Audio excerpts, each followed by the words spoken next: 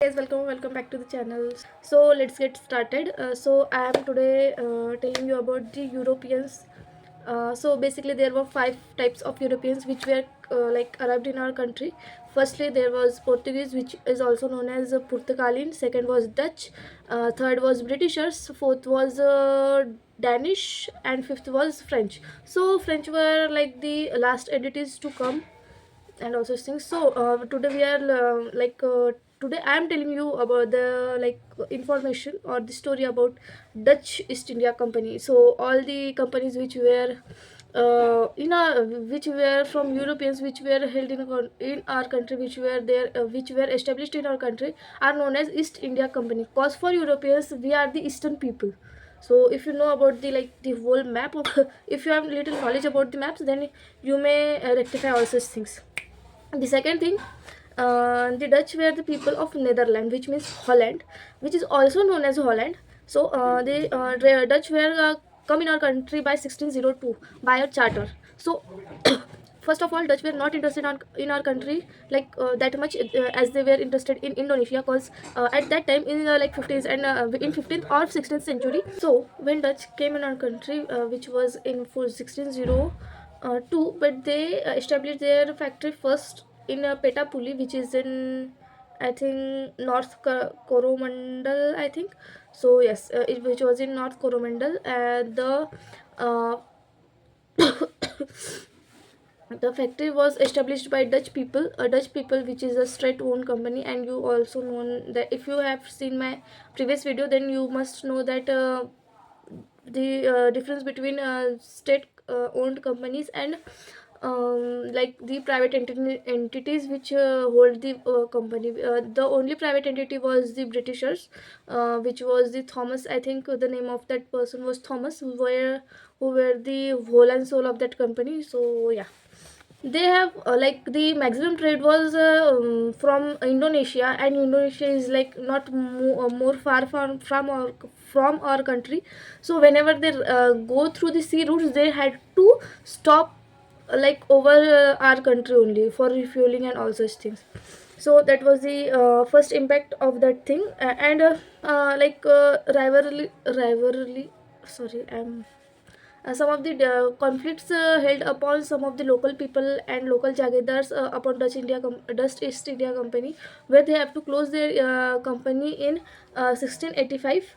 The like when And if you talk about 1685 and 1600 period, which is the 7th century period, 17th century period, so you must know that at that time Britishers were there in our country, and Dutch and Britishers were the rival people. So whenever we talk about both of them, where we got to know about both of them, so they have the equal capabilities of holding our country so strong. So for the capturing our territories and all such things should be there, were there.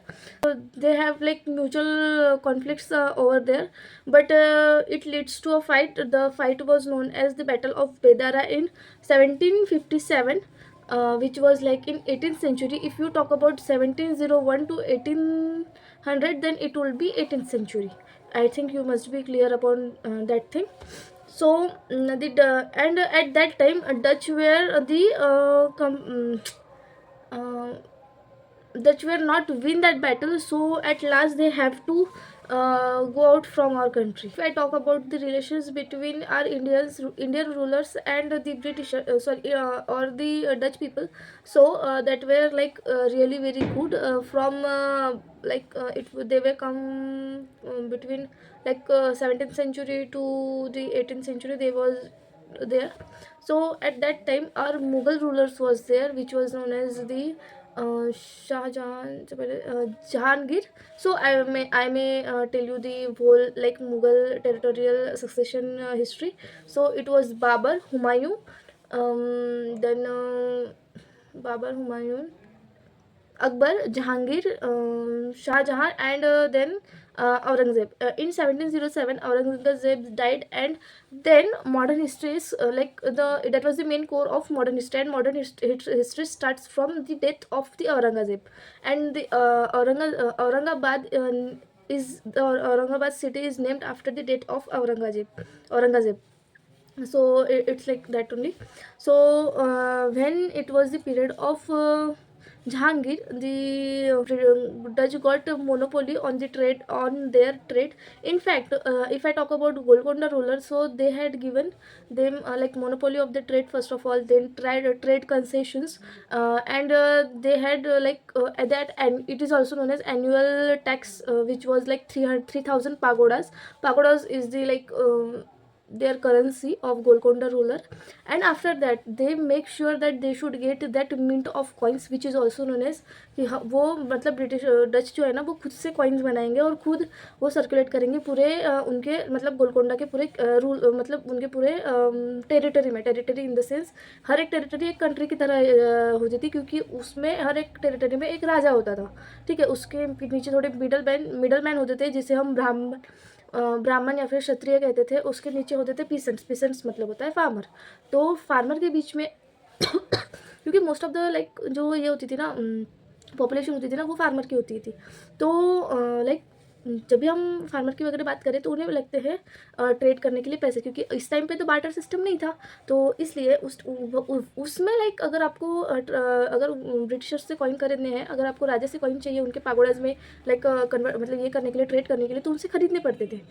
तो और वो सब circulate करने में British sorry Dutch people बहुत ज़्यादा होशियार थे। वो कॉइन्स पे भी ट्रेड कंसेशन लगाते थे उनकी खुद की तरफ से, क्योंकि कॉइन बनाने में हमें इतना खर्चा आया तो आप दो करके। तो वो पीसेंट से और किंग से ऐसे कुछ लेते थे।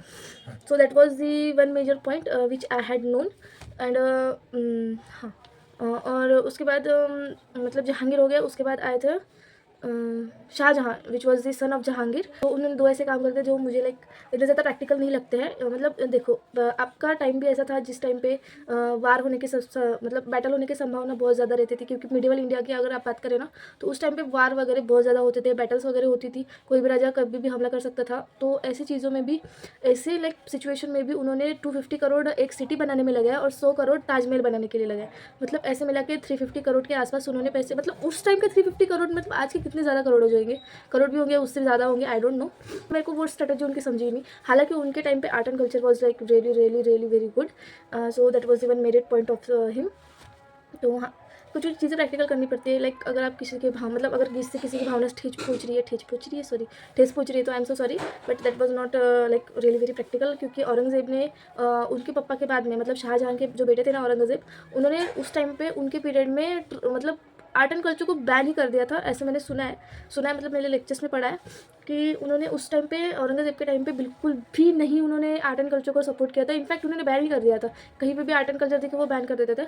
और उन्होंने पूरा का पूरा उनकी सिचुएशन इतनी ज़्यादा ख़राब हो चुकी थी औरंगज़ेब के टाइम पे कि मतलब उनके मरने के टाइम पे 1707 तक कि उन्हें जो उनके किचन में जो बर्तन थे ना सोने के, तो वो उनको पिघला के गोल्ड मतलब कॉइन्स बनाने पड़ते थे।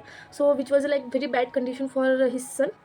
सो आई थिंक दैट उसके बाद जैसे ही मतलब शाहजहाँ ने कुछ कंसेशन दे दिए, उससे पहले जहांगीर ने कंसेशन दे दिए, तो ऐसे ही करके औरंगज़ेब ने भी उन्हें कंसेशन दे दिए। क्योंकि देखो अभी अगर आपके पास कोई ज़मीन है और अगर उस चीज़ का कोई फ़ायदा ले रहा है और आपको भी उस चीज़ से फ़ायदा हो रहा है, तो आप कैसे बोलेंगे उन्हें कि मत करो करके।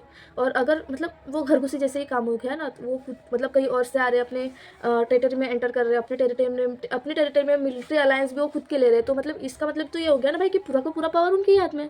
सो कुछ इस तरीके से चीज़ें हो जाती थी। But Dutch East India company were really very administrative, उनमें बहुत ज़्यादा एडमिनिस्ट्रेटिव कैपेबिलिटीज़ होती थी। तो हाँ, तो एडमिनिस्ट्रेटिव कैपेबिलिटीज़ वाला और पूरा वो मतलब पूरी जो चीज़ें हैं वो मुझे अभी पता है, बट वीडियो बहुत ज़्यादा लंबा हो जाएगा, तो इसलिए मैं बाद में बताऊँगी। और ऐसे ही कुछ था। उसके बाद जो लास्टली इंडिया में जो डच ईस्ट इंडिया कंपनी थी और ब्रिटिश ईस्ट इंडिया कंपनी थी, तो उन दोनों के अंदर सुलह हो गई।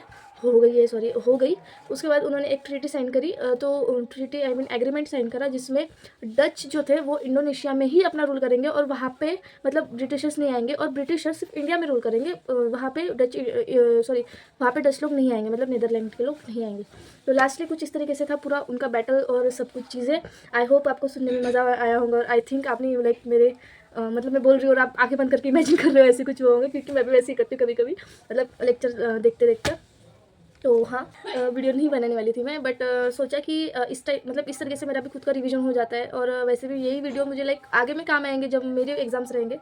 तो yes, this is over now. I will make sure that you should know all such things about like मेरे भाई हिस्ट्री बहुत ज़्यादा बड़ी है, और हर चीज़ लाइक डिटेल में समझाना बहुत ज़्यादा इम्पॉसिबल हो जाता है।